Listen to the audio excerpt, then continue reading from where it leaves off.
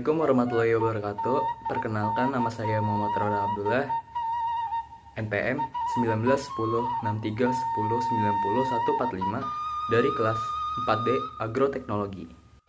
Assalamualaikum warahmatullahi wabarakatuh.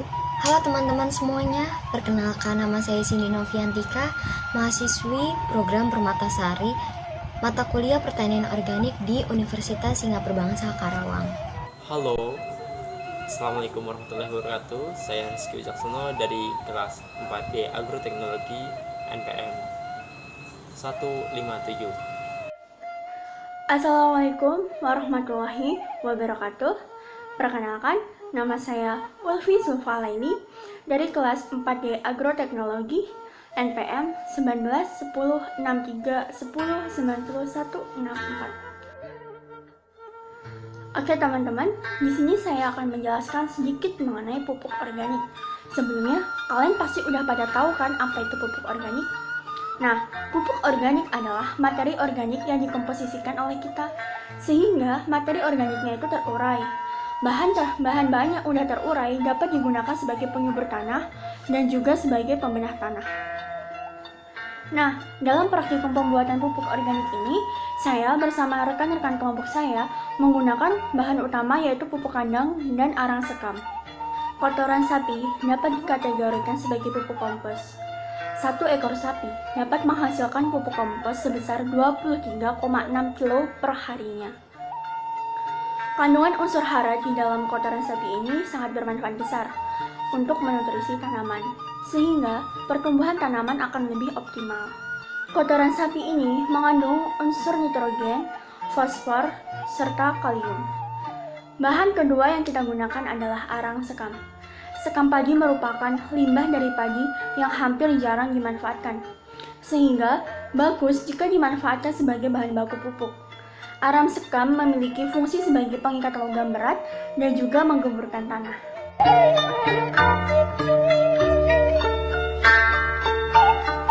Jadi langkah pertama pembuatan pupuk organik berbahan kotoran ternak ini, kita pertama-tama membuat larutan dekomposernya terlebih dahulu.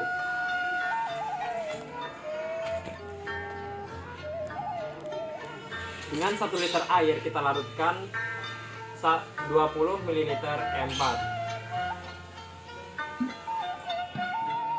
Kemudian 20 ml air molase, atau kita bisa mengambil dari air gula ataupun air tetes tebu.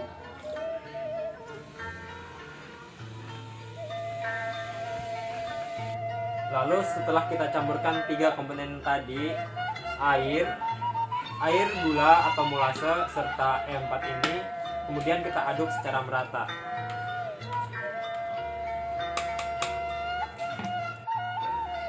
Jadi langkah selanjutnya yang kita lakukan adalah mencampur bahan organik. Bahan organik yang kita gunakan itu perbandingannya 1:1 antara kotoran ternak dengan arang sekam.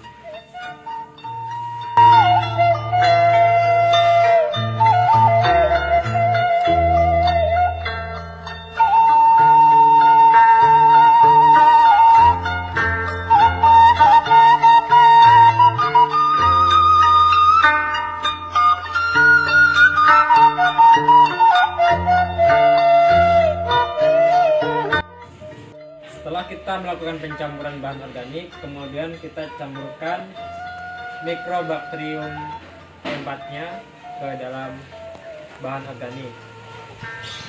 Fungsi mikrobakterium ini adalah untuk mendekomposisi bahan organik ini menjadi pupuk yang kita harapkan.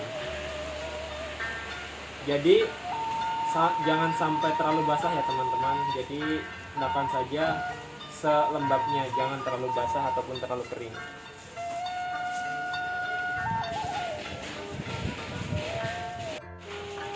Jadi setelah kita lakukan pencampuran bahan organik 1:1, kita kemudian aduk secara merata bahan organiknya.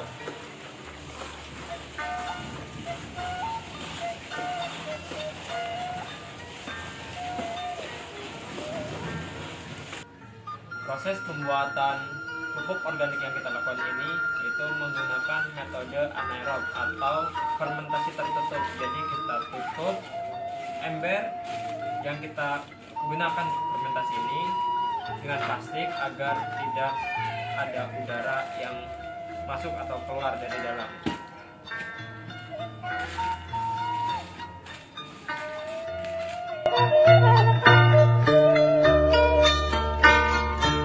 Di sini saya melakukan pengamatan pupuk kandang pada hari ketiga pengamatan pertama. Bisa dilihat maju dari segi teksturnya sudah gembur, agak sedikit kasar dan masih agak basah, dan dari segi warnanya bisa dilihat udah sedikit gelap, udah seperti tanah warnanya, dan dari baunya masih ada sedikit bau M4 dan fermentasi. Selanjutnya kita akan melakukan pengamatan lagi pada hari ke-6 yang terakhir.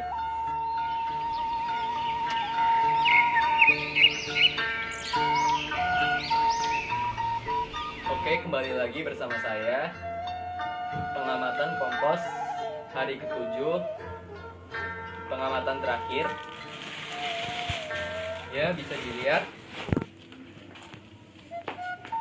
dari segi teksturnya sudah gembur, tidak basah lagi, dan dari segi warnanya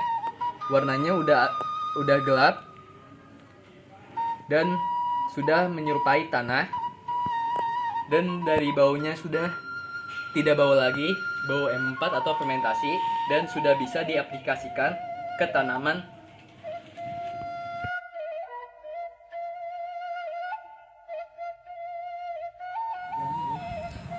Jadi kompos yang telah kita buat atau yang telah kita fermentasi selama 7 hari kemarin, kemudian kita aplikasikan kepada tanaman budidaya kita.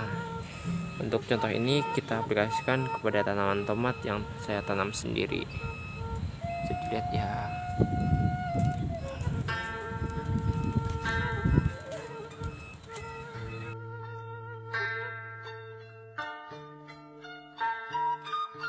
Pada kesempatan kali ini, saya akan menjelaskan tentang fungsi dan manfaat pupuk kandang bagi kesuburan tanah.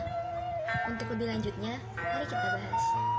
Pemanfaatan pupuk kandang sebagai pupuk tanaman merupakan sebuah daur unsur hara yang sangat berguna untuk memaksimalkan pemanfaatan sumber daya alam yang terbarukan. Dalam segi yang lainnya, pemanfaatan pupuk kandang juga dapat menekan adanya unsur hara yang bersifat racun atau membawa pengaruh buruk bagi tanaman. Pupuk kandang dapat berfungsi sebagai alat bantu penggerak bagi unsur hara yang berada di dalam tanah untuk membangun partikel ion yang mudah diserap oleh akar tanaman. Pupuk kandang dapat membebaskan hara tanah secara perlahan dan berkelanjutan sehingga dapat menyokong dan menghambat ledakan suplai hara agar tanaman tidak menjadi keracunan. Pupuk kandang membantu menjaga kelembaban tanah serta mengurangi tekanan atau tegangan struktur tanah pada akar-akar tanaman. Pupuk kandang mempunyai fungsi yang penting untuk mencegah terjadinya erosi lapisan atas, di mana lapisan atas itu mengandung banyak sekali unsur hara. Pemakaian pupuk kandang juga mempunyai peran yang penting untuk merawat atau menjaga tingkat kesuburan tanah yang sudah berlebihan dikarenakan oleh pemakaian pupuk anorganik pada tanah. Pupuk kandang juga berperan positif dalam menjaga kehilangan secara luas hara nitrogen dan fosfor yang terlarut dalam tanah. Manfaat lainnya yaitu pupuk kandang mudah ditembus oleh akar dan mengandung sejumlah mikroba yang dapat berguna untuk dekomposisi bahan organik. Nah, itu dia penjelasannya. Tentunya kita sekarang jadi tahu bahwa pupuk kandang mempunyai beragam sekali manfaat untuk kesuburan tanah. Bahan-bahan yang mudah ditemui dan proses pembuatan yang tergolong mudah itu menjadi keunggulan bagi pupuk kandang daripada pupuk yang lainnya. Sekian dari saya.